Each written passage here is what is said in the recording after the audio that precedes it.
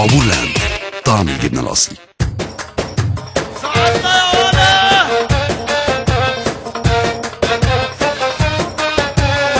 ايوه صعدنا يا ناس، الشرقية دي الاساس، ولا في السطوح فيك يا زجازيك ما يشجعش بقلبه فريق، الشرقية كده باخلاص، شرقاوي شرقاوي شرقاوي شرقاوي شرقاوي شرقاوي عالمكسب ناوي، شرقاوي شرقاوي اصلا انا شرقاوي شرقاوي شرقاوي عالمكسب ناوي.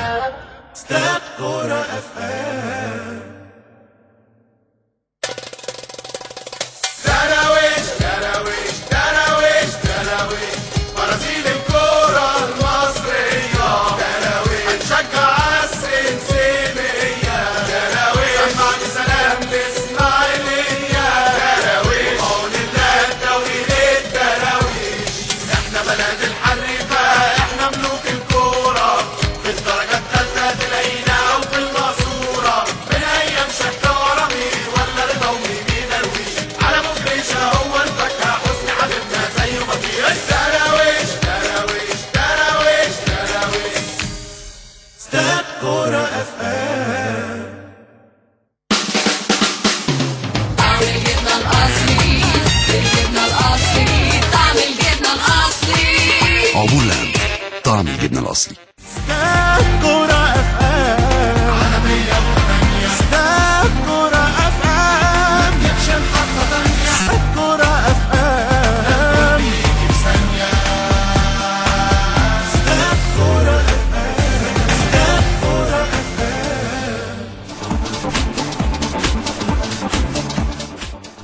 الاسماعيلي بيتقدم 1-0 في الشوط الاول على الشرقيه. الاسماعيلي الافضل، هو الاكثر استحواذا على الكوره، الاكثر خطوره على مرمى نادي الشرقيه، وضربه جزاء ضائعه من تورك جبرن لاعب النادي الاسماعيلي كانت ممكن تخلي النتيجه اكبر وتخلص الجيم بدري، ولكن ضاعت ضربه الجزاء، والاسماعيلي دلوقتي متقدم على الشرقيه 1-0. كابتن سامي، كابتن شادي، رايكم ايه في الشوط الاول؟ الشوط الاول فنيا متوسط. خليني اشرح للساده المستمعين. البدايه في الدقيقه الاولى انفراد تام لفريق الشرقيه. اول دقيقه لمحمد ميدو. كان في خطا من قلبي الدفاع محمود متولي وشريف حازم، واختراق من قلب الدفاع. الكره متهيئه له فرصه هدف حقيقيه 100%. راحت الفرصه دي اترد عليها على طول، بعدها مفيش 3-4 دقايق النادي الاسماعيلي الهدف الاولاني. عدد كبير جدا من مدافعين الشرقيه اللي هم طول المباراه متمركزين غلط، وشايف الاسماعيلي بيوصل من اقل الفرص، بيقدر يخترق دفاعات نادي الاسماعيلي بسهوله، نادي الشرقيه بسهوله. فهدف في زحمه كبيره جدا، بس هدف حلو جدا جدا لتورك جبر. بعدها انفراد بيضيع ضربه جزاء النادي الاسماعيلي من وجهه نظري 50-50، وهذه ضربات الجزاء اللي احنا بنقول عليها. لو الحكم حسبها تبقى ضربه جزاء، ما حسبهاش يعني فيها شريف علاء دخل في احمد فيها بس الصعيدي تمشي، يعني لو ما حسبهاش مش هنعرف. مش مشكله ان شريف علاء ما وصلش للكوره، هو يعني فيها تهور دخل في احمد الصعيدي وما وصلش للكوره فحصل عرقله، فيعني شايفها ضربه جزاء صحيحه، عشان كان هو وسامح حشوشه كانوا من البدايه باصين على الكوره بس، لكن مش شايفين اللي هم منطلقين من خلفهم. فبالتالي فيها يعني نسبتها كبيره جدا ضربه الجزاء.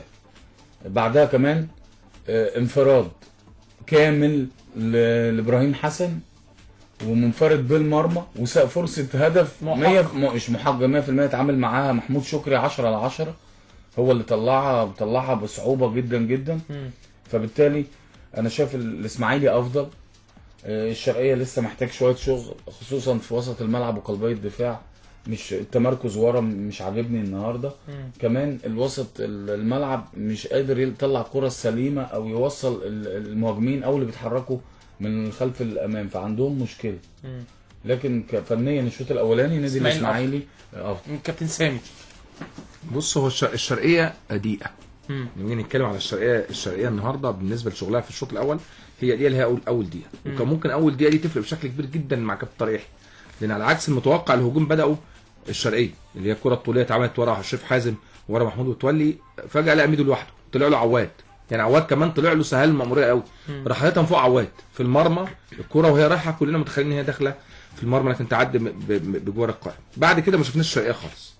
يمكن في الدقيقه 4 الهدف اللي جه من اروع ما يكون. يمكن هي بداها جبرن، عدى ودخل وراح حطها باليمين للصعيدي، قطع ما بين الاثنين المساكين، فدخل معاه في الظهر شوشه، حطها تاني لجبرن اللي جه خد منه ال1-2. جات لجبرن عمل نفسه انه هيشوط، راح داخل عليه الشريف علاء، راح مراوغه بالشمال، راح جالته على يمينه، راح مسددها باليمين، جت في رجل فاروقه وفي رجل محمود شكري وهو واقع، عليت على نقطه البنالتي على الطاير صاروخ بناهيني، حطها رائعه على يمين محمود شكري. وده اللي سهل مأموريه فرقه الاسماعيلي.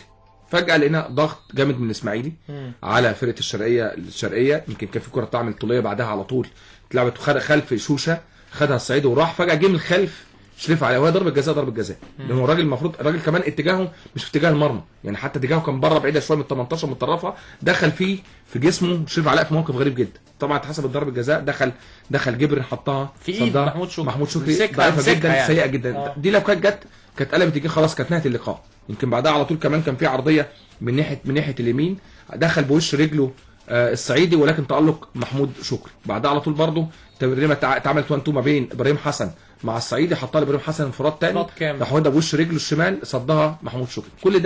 كل ده والشرقيه ما فيش اي شكل هجومي خالص. كابتن طارق هي حس ان فرقته مضغوطه، حس ان 3 بتوع نص الملعب واقفين في حضن الرباعي اللي ورا، فالسبعه مش عارفين يطلعوا بالكوره. راح عامل تغيير، خرج ايمن سعيد وحاول الطريقه بدل 4-3-2-1 عملها 4-2-3-1، خلى بس في القلب حسام حسن وتراوري، وراح مدخل شعراوي فيرود صريح، وخلى كنس وميدو وعفروتو من تحتيه، بدل ما يبقى 4-3-2-1 بقى 4-2-3-1. حب يصدر الضغط ده، يصدره على الاسماعيلي قدام، ولكن برضه بالتغييره دي كمان الاسماعيلي هو اللي ضاغط، الاسماعيلي هو اللي متملك زمام وسط الملعب.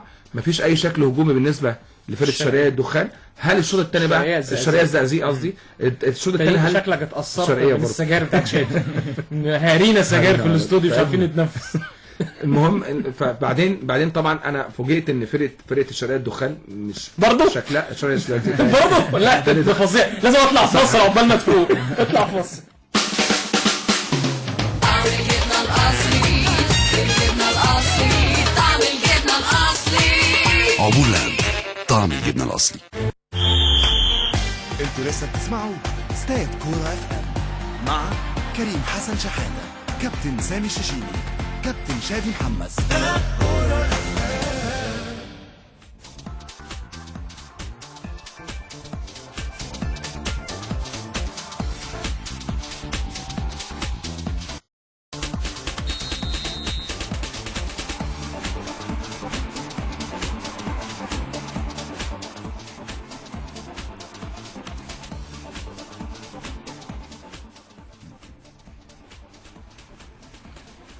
طيب نرجع تاني مع كابتن سامي الشيشيني بعد ما الحمد لله قدر شرقيه زقازيق شرقيه الزقازيق خلاص.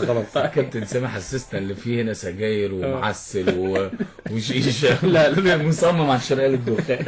لا النهارده فرقه الشرقيه الزقازيق مش في حالتها. حتى التكتل اللي كان عامله الكابتن طارق يحيى اللي هو 3 قدام 4 برده كان مدي فرص ومساحات لفرقه، وده غريبه جدا. المفروض بتلعب بالطريقه دي بالمساحات بتبقى ضيقه، لكن المساحات فجاه لقينا فراغات خلف المدافعين ومن العمق. حتى الهجمات المرتده بتاعت الاسماعيلي اللي وصل بيها ابراهيم حسن الاخيره دي وصل بيها انفراد، هو واخدها من نص ملعبه، عملها 1-2 مع الصعيد، راح انفراد من نص الملعب، ولكن محمود شكري صدها. فطبعا طارق يحيى طيب مش جايبه بره. حتى 4-3-2 ما كانتش دفاعيا كويسه، ولا 4-2-3-1. شايف التعديل هيكون ازاي من الشرقيه؟ ان الشرقيه لغايه دلوقتي الاسماعيلي هو الافضل وهو اللي بيضيع فرص وهو الاخطر وهو اللي بيوصل وهو اللي جالي ضربه جزاء. الشرقيه لغايه دلوقتي ما شفناش ولا كوره خطر، هي بس اللي في الدقيقه الاولى بس. طيب يعني كابتن طارق هيطور ازاي؟ واكيد كابتن طارق مش عايز يخسر، يعني النهارده او دلوقتي قاعد مع فرقته في اوضه اللبس عايز يطور النواحي الهجوميه عشان يقدر يتعادل ويبقى عنده فرصه ان هو يرجع تاني للماتش. ما هو الخوف انك تطور هجوميا تيجي عليك دفاعيا.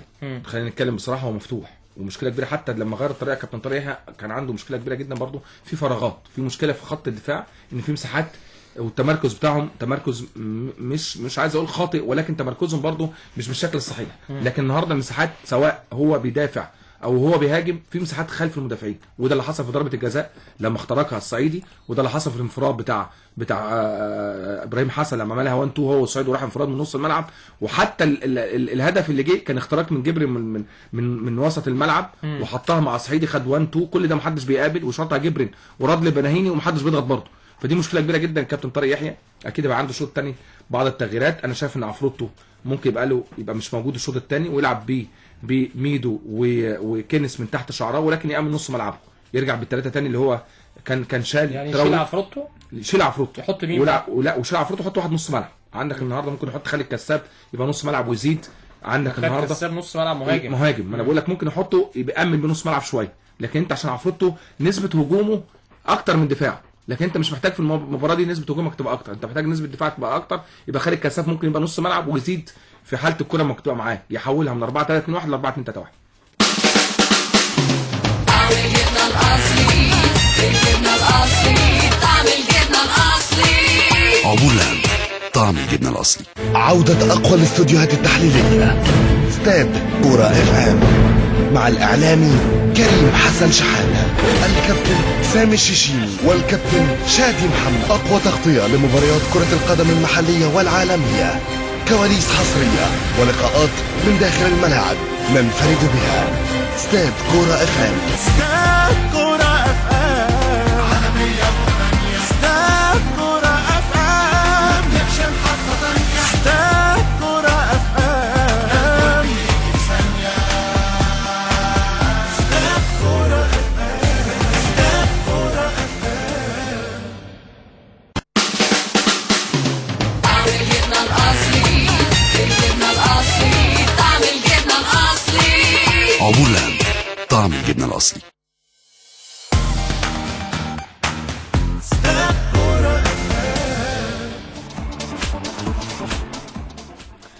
1-0 للاسماعيلي على الشرقيه في الشوط الاول، والهدف كان عن طريق ايمانويل بناهيني، وضربه جزاء ضائعه من النادي الاسماعيلي ضيعها توريك جبرين. الاسماعيلي ماشي كويس قوي يا كابتن شادي، كل الامور ماشيه يعني، شوط حلو. انا اول مره اشوف الاسماعيلي السنه دي 45 دقيقه حلوين، كوره حلوه، وابراهيم حسن عامل شغل كويس قوي مع توريك، مع بناهيني، مع تحركات احمد الصعيدي، نص الملعب مقفل، ديفنس مظبوط، يعني الاسماعيلي شكله حلو.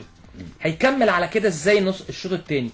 هو دي سبب اللي هو شكله حلو. دايما تغييرة المدرب الاولى في المباراه اللي بعد مثلا بعد كابتن عماد سليمان مشي، فبتلاقي في لعيبه بقى اللي هي ما كانتش بتلعب وعايزه فرصه، فتلاقي بتبذل مجهود، واللي بيلعب عايز يبقى موجود في التشكيله، فعايز يثبت للمدرب، فكله بيشد. دي بتبقى حاله وقتيه على فكره، مؤقته يعني، مؤقته. الاسماعيلي والكابتن اشرف خضر ابن من ابناء النادي الاسماعيلي ومدرب محترم جدا.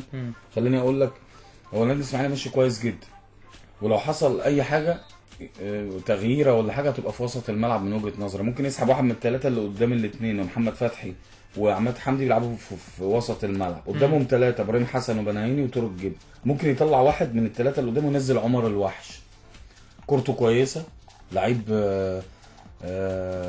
بيعرف يوصل الخط الامامي للمرمى بمنتهى السهوله. ودي اللي ناقصه نادي الاسماعيلي، خصوصا لنادي الشرقيه دفاعاته مفتوحه، قلبي الدفاع والاطراف بتقدر توصل بمنتهى السهوله. انت بتتكلم في 3 نقلات، شفنا اكتر من مره الاسماعيلي من 3 نقلات ممكن يوصل للمرمى. ايوه، فده تغييره اولى ممكن تبقى عمر الوحش. لو احمد السعيدي بيضيع فرص سهله جدا جدا جدا، بشوف طول حتى الماتش اللي فات والماتش ده اي فرصه بتيجي ما بيستغلش انصاف الفرص اللي بتيجي، ودايما راس الحربه مطالب اللي هو يجيب اهداف. فممكن احمد السعيدي وينزل شكري نجيب. مباراه النهارده مقبول فيها اللي انت تغير مركز بمركز، انت ما بتلعبش كتير في المباراه. ولو الاسماعيلي قدر يجيب الجون الثاني هيرجع بقى، ممكن ما يعملش كده خالص. لو جاب جون ثاني في اول ربع ساعه ممكن يقفل بقى وسط الملعب. ده اللي ممكن بيفكر فيه كابتن. لكن الاسماعيلي انا شايف اللي هو اول ربع ساعه مش محتاج يغير اي حاجه، يثبت لغايه لما يشوف الوضع، ايه اللي التغيرات اللي هتحصل في الشرقيه كمان، كابتن طارق هيعمل ايه، وبعد كده يبتدي من هنا الكابتن اشرف خضر يغير. رايكم ايه في جهاد جريشه حكم مباراه في الشوط الاول؟ شايفه ماشي كويس، من افضل الحكام في مصر. ماشي كويس جدا، قريب من كل لعبه، لياقته البدنيه عاليه. كمان عايز اقول حاجه معلش بس عن الشرقيه. الكابتن طارق يحيى كان بدليل اللي انا بقوله ده صح، كان في مشكله في وسط الملعب، خرج من بدري ايمن سعيد ونزل محمد شعراوي ده بعد نص ساعه، فكان في مشكله في الحته دي.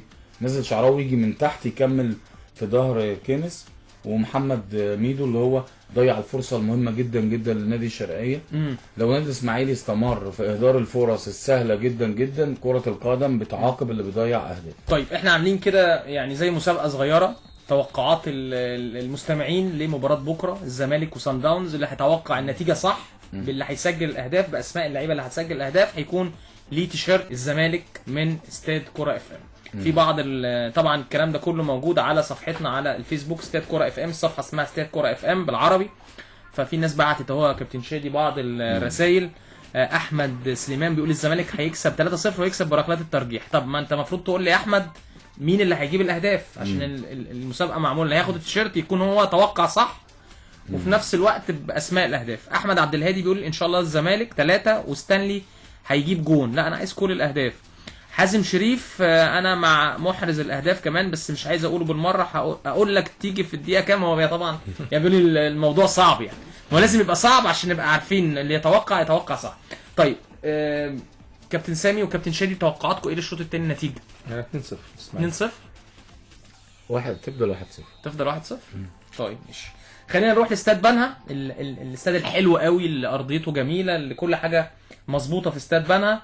نشكر المسؤولين هناك طبعا على الشكل الحلو اللي ظهر بيه استاد بنها في بطوله الدوري الممتاز. هنروح لزميلنا محمد بدر وهشام مصطفى معلقنا ونتابع معاهم احداث الشوط الثاني.